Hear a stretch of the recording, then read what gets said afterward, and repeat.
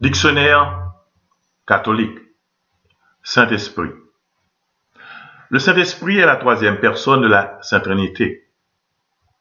Reprenant les déclarations du Concile de Nicée sur la divinité de Jésus, le premier concile de Constantinople définira la divinité et la personnalité du Saint-Esprit.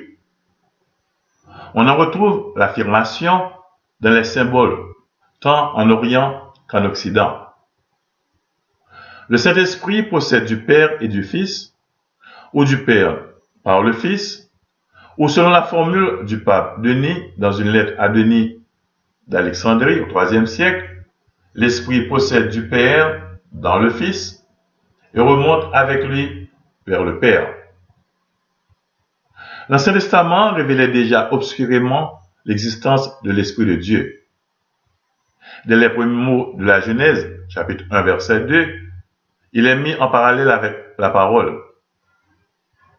L'existence du Saint-Esprit se dessinera avec plus de précision dans le texte messianique d'Isaïe, Isaïe chapitre 11, et dans la prophétie de Joël, Joël chapitre 3, verset 1 à 5, prophétie qui sera reprise par Pierre dans son discours le jour de la Pentecôte, Actes des Apôtres chapitre 2, verset 17 à 21.